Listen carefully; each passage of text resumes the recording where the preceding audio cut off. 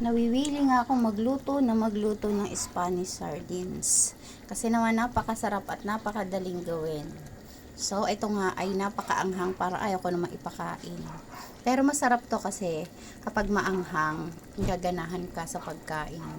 Ito nga pala yung Spanish sardines na ginawa ko noon. At ito ay may kaliskis. Ito pinirito ko muna bago ko siya gawing ganito. Pero ito napakasarap kasi dinagdagan ko ng lasa. Natabangan kasi ako. Kaya sinalang ko uli at akin siyang tinimplahan. Ngayon, alam kong mas masarap to. Tingnan nyo naman yung oil nito. Talaga naman, kapag sinabaw nyo to sa kanin nyo, ay gaganahan kayo. Sarap.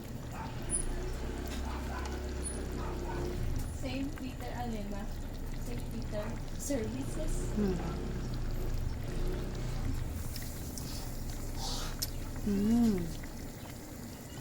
Parang pang ano na yan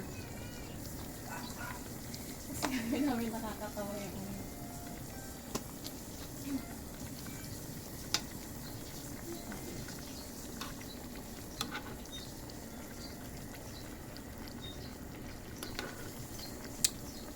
Ito yung ulam na pwede nyo i-stock na pangmatagalan.